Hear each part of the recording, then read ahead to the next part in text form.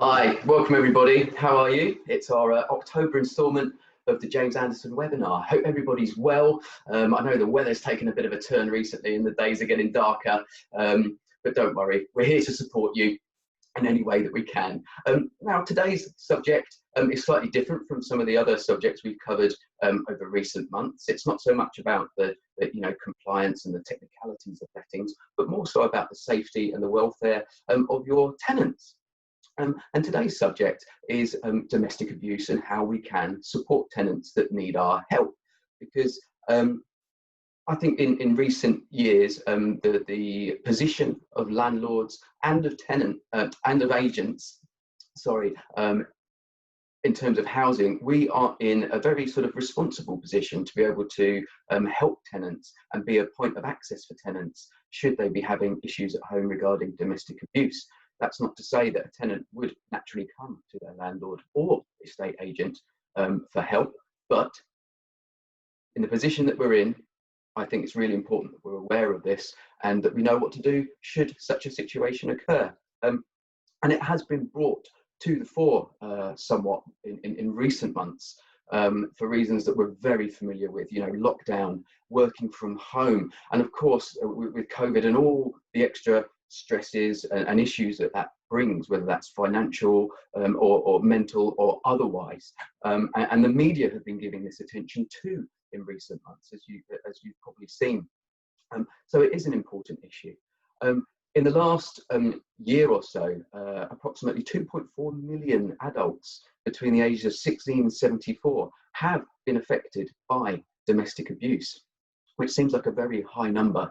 And like I said, about our position in the market, 20% of the housing market is represented by the private rented sector, which is us, agents and you as landlords, which is quite a large proportion.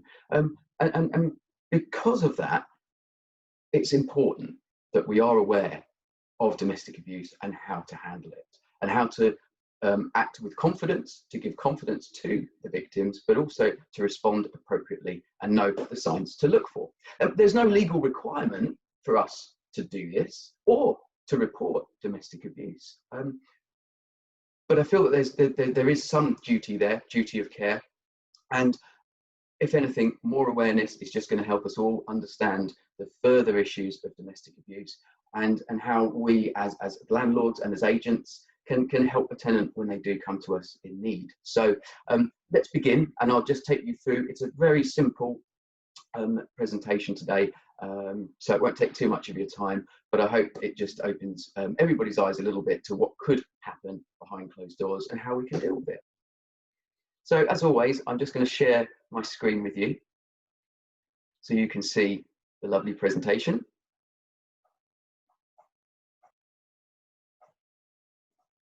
Okay. Great. So let's begin. I hope you can all see this perfectly. Okay. So just before we start, the DAHA, just on the right-hand side there, the Domestic Abuse Housing Alliance are one of the main bodies, and they do very much support landlords and agents, and also work in conjunction with Arla Property Mark, of course, of which we are members.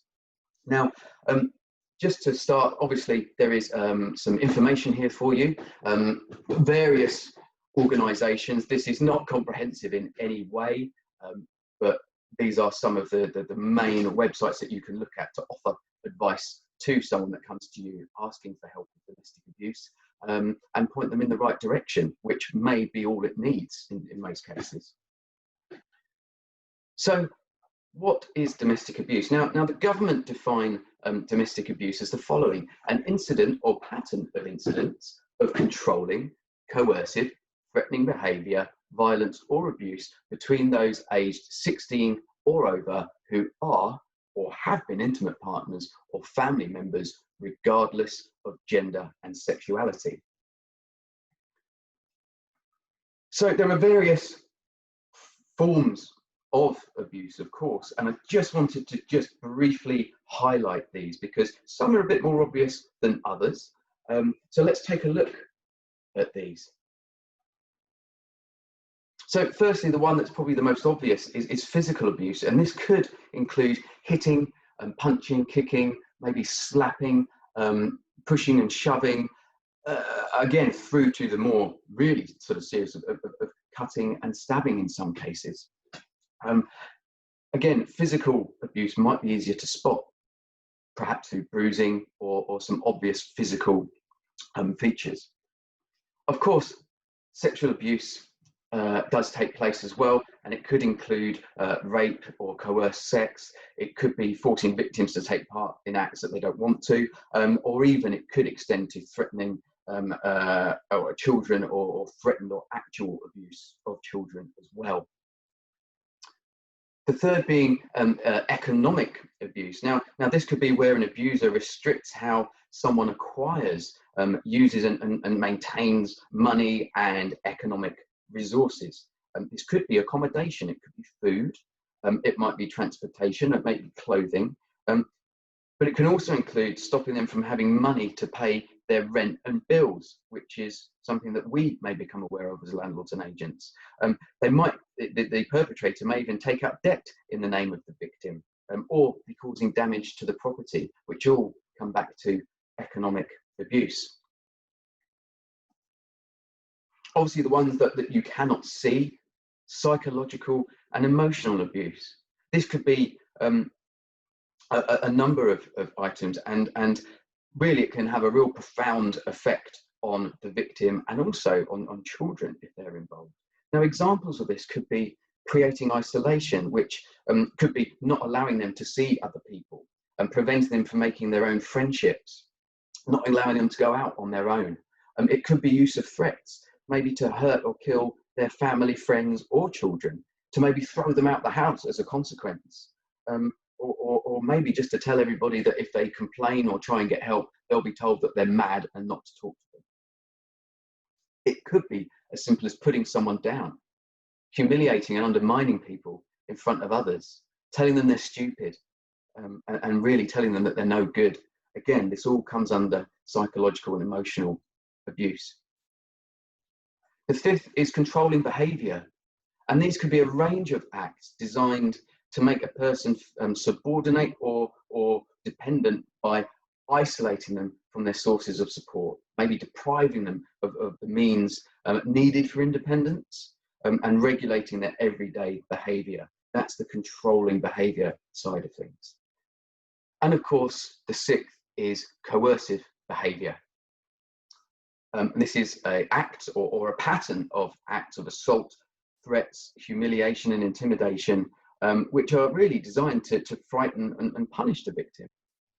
This does also include forced marriage and honour violence, where a criminal act of violence may take place in order to preserve an individual's honour, or perhaps a community protecting their honour. So again, it's there's a lot of subjects covered here. These are by no means comprehensive, but these are 6 of the main areas and the forms in which abuse can occur.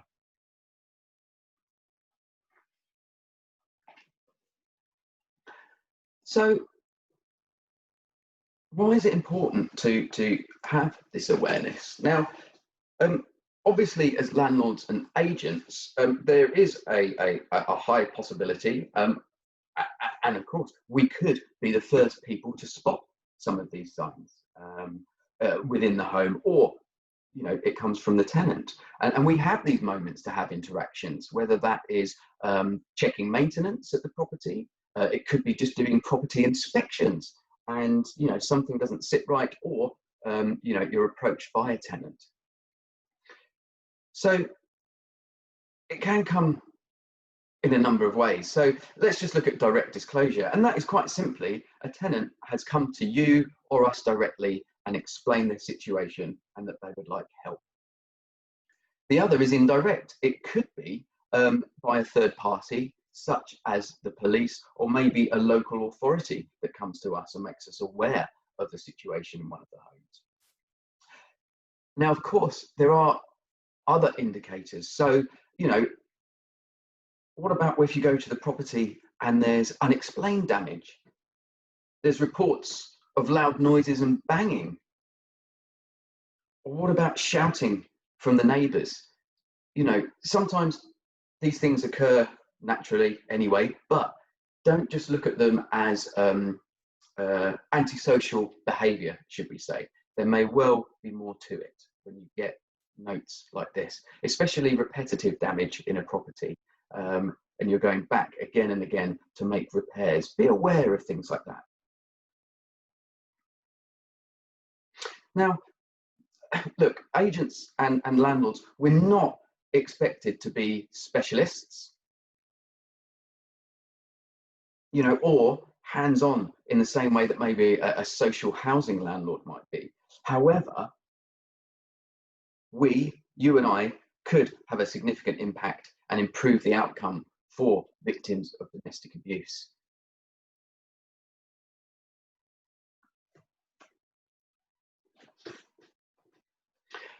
So how do we help?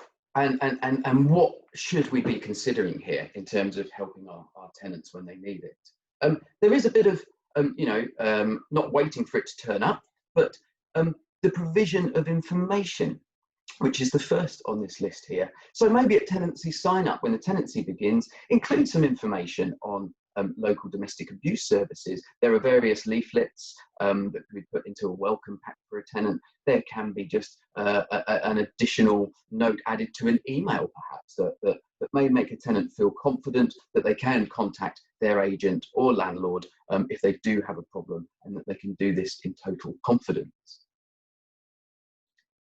It could be an element of improved security that might be needed. If this has been identified, again, it could be by the local authority, it could be by the police if they've been involved in incidents. And they may well say, look, the tenant needs to have additional door locks, or maybe window locks, or maybe a security light outside the property, for example.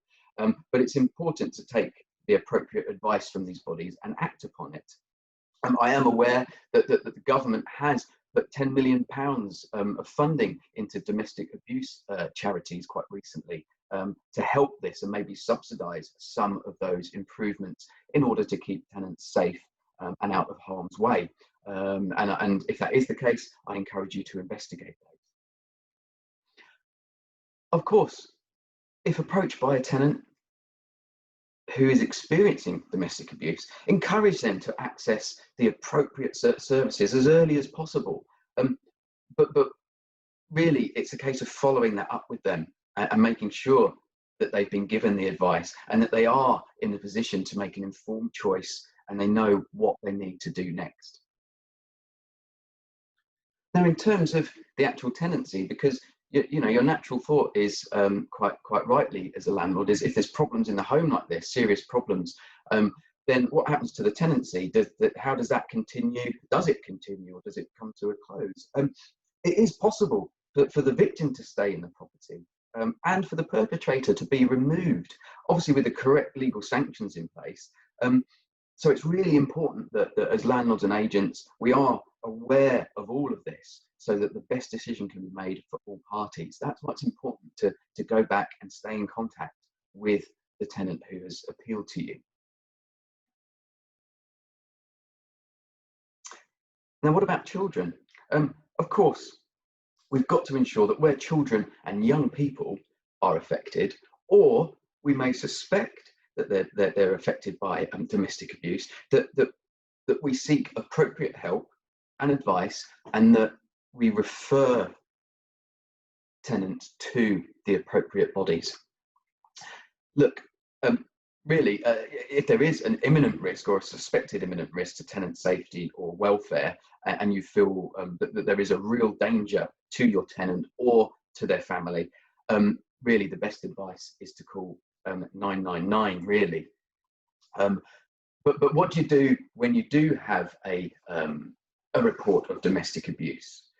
This is quite important in terms of how you might be able to deal with a tenant and give them the advice that they need.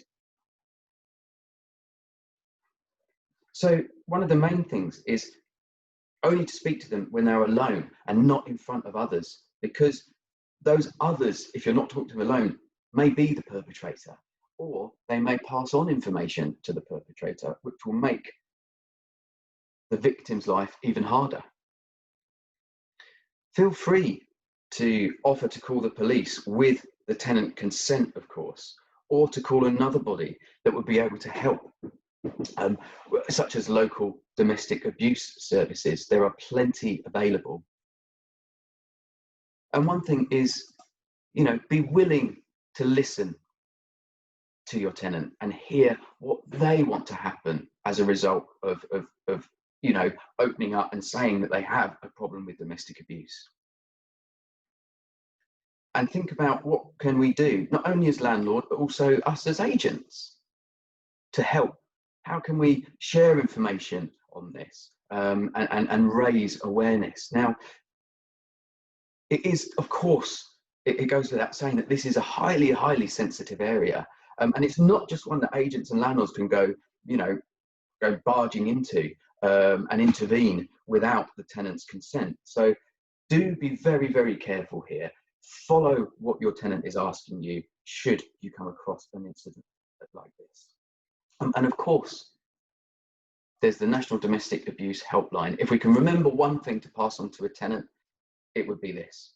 And it's not just for victims, it's for landlords and agents as well in this case, because the helpline provides advice to anyone affected by domestic abuse. And actually, as agents and landlords, we would be able to get vital information on local services, which we can then pass on to the tenant to try and help them.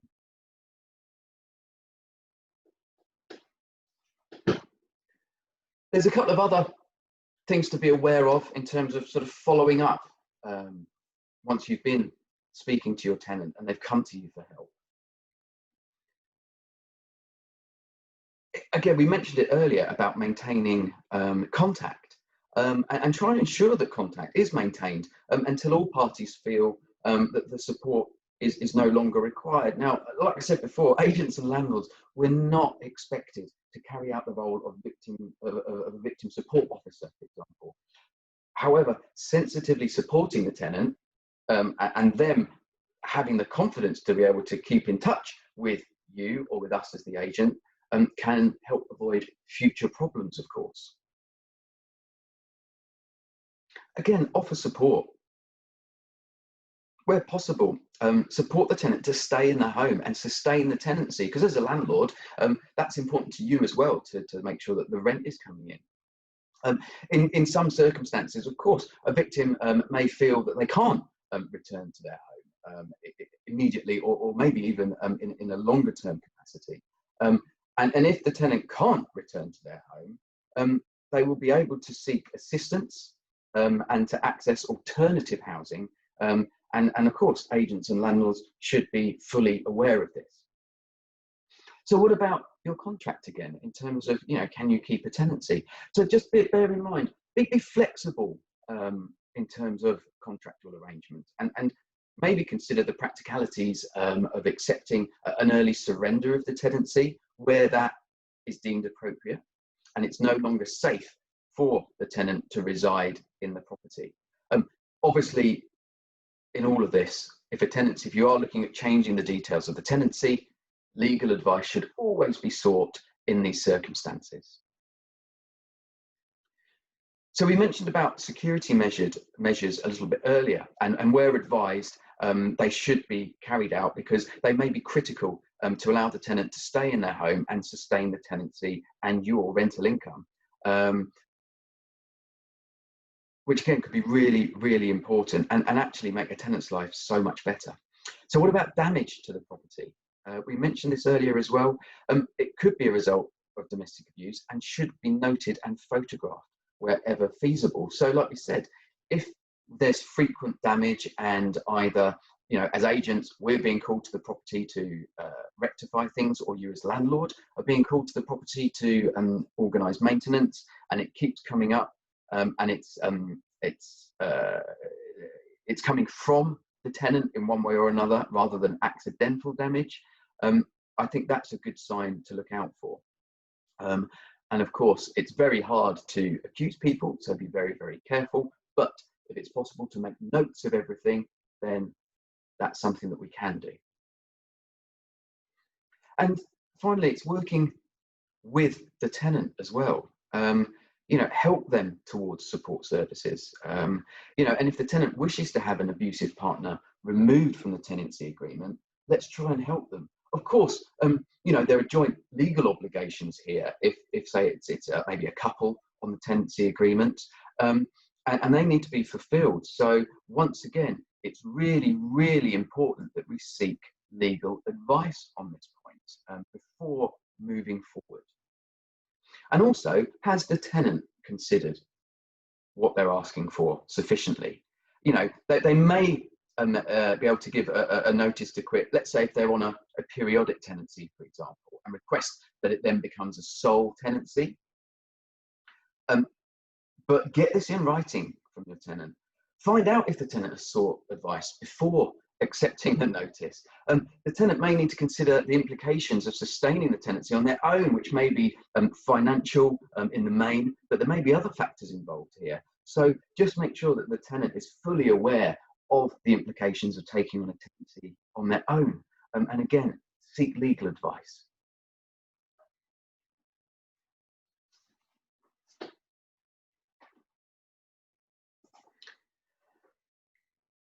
So if we could just sum up the last 20 minutes or so in a couple of key points that will help you should you be in a position where a tenant does approach you regarding domestic abuse, this is what we can advise. And as we've said, if there is a real risk, imminent risk to tenant safety, do call the police. Like we've said, offer information at the start of the tenancy so that tenants feel confident should a situation occur that there is somewhere or someone to talk to. Don't ignore the signs. Like we said, continued reports of shouting, banging, etc., damage at the property might be worth just being aware of these and keeping your eyes open. Speak to the victim or the survivor on their own. Ask them what they want to happen and how you or us as agents can directly help them. We've talked about security, but also there are sanctuary schemes in place, and these are safe places for people who are victims of domestic abuse. Like we said, look at tenancy issues that may arise in the scope of domestic abuse. Don't just think it's antisocial behaviour. Like we said, especially when you get reports of shouting, damage and things like that, there could well be more to it. And then finally, consider tenancy contractual arrangement and tenancy sustainability of a joint tenancy to a sole tenancy, because that may well be the answer to certainly getting someone into a better position in terms of abuse.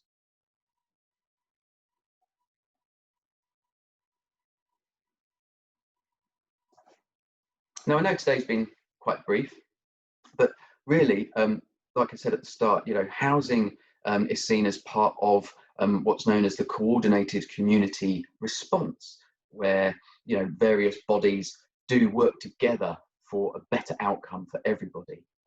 Landlords and agents, we have an important role to play in improving the response to domestic abuse. And I think, we do have a responsibility to a degree. And as housing providers, I believe that we are in quite a unique position in that sense. And I think we need to, use that position when we're called upon. I'm not going to say that this is going to happen and we'll be dealing with domestic abuse. We may not. But to be aware, I think, is really important, because if that day comes, then wouldn't we all be glad that we could help someone and maybe get them out of a rather awful situation? I hope you all agree. And I thank you for your time today. I know it's been a brief one and a little bit different to what we usually talk about, but don't worry, our November webinar will be more sort of compliance, technical things to do with lettings focused, and keep you guys ahead of what's going on. Obviously, since the courts have reopened, and there's been the changes in Section 21 notices, which we discussed last month. Obviously, we're watching that and seeing what happens. And so I'm hoping that maybe next month I might be able to bring you some more news and advice and what's happened to other landlords who need to get rid of tenants, etc. But anyway, in the meantime, please be careful out there. Look after yourselves and look after each other, and be kind. And if you do need to speak to us, you are very welcome. Feel free to call your branch, feel free to call me, and we'll do whatever we can to assist. Thank you very much, everybody. I'll let you get on with your Thursday afternoon. Thank you for joining us. We'll see you soon. Bye.